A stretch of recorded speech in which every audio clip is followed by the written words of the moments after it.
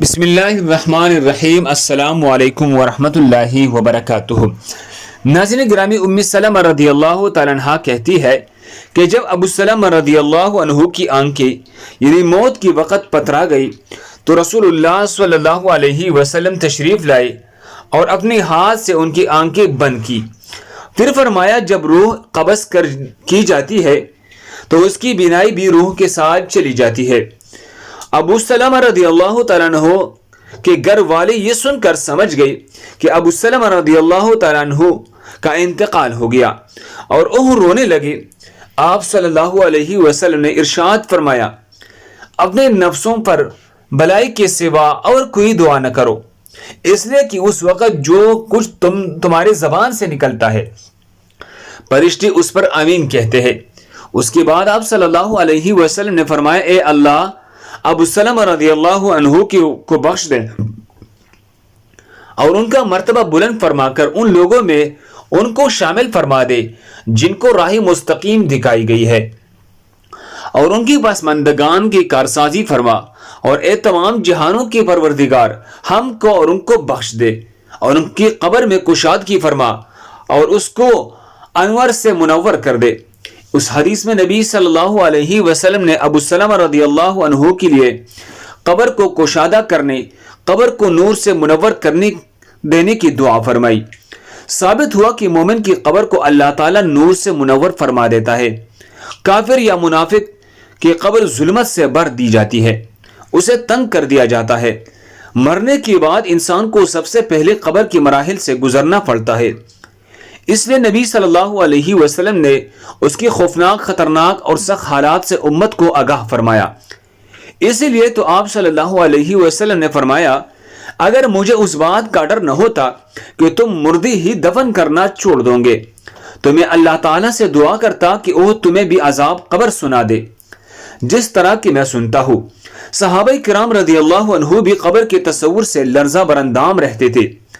بے شک رسول اللہ صلی اللہ علیہ وسلم نے ارشاد فرمایا کہ قبر آخرت کی منزلوں میں سے پہلی منزل ہے، پس جس نے اس منزل سے نجات پائی اس کی بعد کی منزل آسان ہوگی، جس نے اس منزل سے نجات حاصل نہ کی اس کی بعد کی منزل سخت و دشوار ہوگی۔ رسول اللہ صلی اللہ علیہ وسلم نے ارشاد فرمایا کہ میں نے کبھی کوئی منظر قبر سے زیادہ سخت نہیں دیکھا۔ حضرت ابو ہریرہ رضی اللہ عنہ فرماتے ہیں کہ رسول اللہ صلی اللہ علیہ وسلم نے ارشاد فرمایا، مردہ کو جب قبر میں ڈال کر لوگ واپس آتے ہیں تو وہ ان کی جوتوں کی آواز سنتا ہے۔ اگر وہ مردہ مومن ہوتا ہے تو نماز اس کے سر کے پاس، روزہ اس کے دائیں جانب، زکوٰۃ اس کی بائیں جانب، دوسرے نیک اعمال، صدقہ خیرات، صلہ رحمی، لوگوں سے اچھا سلوک وغیرہ اس کے پاؤں کے پاس آ جاتے ہیں۔ جب اس کے سر کے طرف سے کوئی آتا ہے تو نماز اس کے قریب آنے سے روکتی ہے، اس کے دائیں جانب کوئی آتا ہے تو روزہ اس کو اپنے قریب آنے سے روکتا ہے اور آڑ بن جاتا ہے۔ جب بائیں جانب سے کوئی آتا ہے تو زکوٰۃ راستہ روک لیتی ہے، اس کو قریب آنے سے روکتی ہے، اور جب اس مردے کے پاؤں کی طرف کوئی آتا ہے تو اس کے نیک اعمال یعنی اس کے صدقات، خیرات، صلہ رحمی، لوگوں کے ساتھ حسن سلوک وغیرہ جتنے بھی ان کے نیک اعمال ہیں وہ آڑ بن جاتے ہیں۔ پھر اس سے کہا جاتا ہے کہ بیٹھ جاؤ، چنانچہ وہ بیٹھ جاتا ہے اور اس کو سورج ایسی دکھائی دیتا ہے جیسے غروب ہونے کو ہے۔ پھر اسے کہا جاتا ہے تم اس شخص کے بارے میں جو تم میں مبعوث ہوا تھا کیا کہتے ہو؟ اس سے پیغمبر علیہ الصلوۃ والسلام مراد ہے، اس کے متعلق کیا گواہی دیتے ہو؟ وہ کہتا ہے مجھے ذرا نماز پڑھ لینے دو۔ اسے کہا جاتا ہے تم عنقریب یہ کام کر لو گے، پہلے اس سوال کا جواب دو کہ تم اس شخص کے بارے میں جو تم میں مبعوث ہوا تھا کیا کہتے ہو اور کیا گواہی دیتے ہو؟ وہ کہے گا یہ محمد صلی اللہ علیہ وسلم ہے، میں گواہی دیتا ہوں کہ وہ اللہ کی سچے رسول ہے، اللہ تعالیٰ کے پاس سے دین حق لے کر آئے۔ اس سے کہا جائے گا کہ اسی بات پر تم زندہ رہے، اسی پر تمہاری موت آئی، انشاءاللہ اسی پر تم زندہ کر کے اٹھائے جاؤ گے۔ اس کے بعد اس کے لیے جنت کا دروازہ کھولا جاتا ہے جس کو دیکھ کر اس کی خوشی میں اضافہ ہو جائے گا۔ پھر اس کے سامنے دوزخ کا دروازہ کھولا جاتا ہے، اس کو کہا جاتا ہے اگر تو نافرمانی کرتا تو دوزخ میں تیرا یہ ٹھکانہ اللہ نے تیار کیا تھا۔ اس کو دیکھ کر اس کی خوشی اور شک میں اضافہ ہو جاتا۔ اس کے لیے قبر 70 ہاتھ کشادہ کر دی جاتی ہے اور منور کر دی جاتی ہے، اور دوبارہ اس کا جسم پہلے حالت میں لٹا دیا جاتا ہے۔ اس کی روح کو عمدہ اور پاکیزہ خوشبو میں رکھ دیا جاتا ہے، یعنی ان پرندوں کے پیٹ میں جو جنت کے درختوں پر چرتے پھرتے ہیں۔ اس آیات مبارکہ کا یہی مفہوم ہے، یثبت اللہ الذین آمنوا بالقول الثابت فی الحیات الدنیا فی الآخرہ۔ کافروں کا حال یہ ہوتا ہے جب کوئی اس کے سر کے طرف سے آتا ہے تو وہاں کچھ بھی نہیں ہوتا، بائیں جانب سے آتا ہے تو اس طرف بھی کوئی چیز موجود نہیں ہوتی، اس کے پاؤں کے طرف سے آتا ہے تو اس جانب بھی کچھ نہیں ہوتا۔ اس کو کہا جاتا ہے بیٹھ جاؤ، بس وہ خوف زدہ اور سہمی ہوئی بیٹھتا ہے۔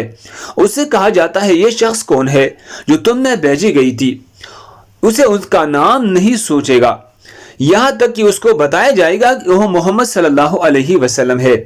وہ کہے گا مجھے نہیں معلوم، لوگوں کو کچھ کہتے ہوئے میں نے سنا تھا، چنانچہ میں نے بھی ان کی طرح کہہ دیا تھا۔ اسے کہا جاتا ہے کہ تو اسی بات پر زندہ رہا، اسی بات پر تجھے موت آئی، اور انشاءاللہ اسی حالت میں دوبارہ زندہ ہوگا۔ پھر اسی کے لیے جنت دوزخ کا دروازہ کھولا جاتا ہے۔ اسے کہا جاتا ہے دوزخ میں یہ تیرا ٹھکانہ ہے۔ اس کو دیکھ کر اس کی حسرت اور ہلاکت میں اضافہ ہو جاتا ہے۔ پھر جنت کا دروازہ کھولا جاتا ہے اور اسے کہا جاتا ہے اگر تو فرمانبرداری کرتا تو جنت میں یہ ٹھکانہ، یعنی یہ مقام جو اسی وقت آپ جو دیکھ رہے ہیں، اللہ تعالیٰ نے تیرے لیے تیار کیا تھا۔ اس کو دیکھ کر اس کی حسرت اور ہلاکت اور بھی بڑھ جاتی ہے۔ پھر اس کی قبر اس قدر تنگ کر دی جاتی ہے کہ ادھر کی فصلی ادھر نکل جاتی ہے۔ اللہ تعالیٰ فرماتا ہے جو شخص میرے اس نصیحت سے اعراض کرے گا اس کے لیے تنگی کا جینا ہوگا۔ اللہ ہم سب کو اس پر عمل کرنے کی توفیق عطا فرمائے۔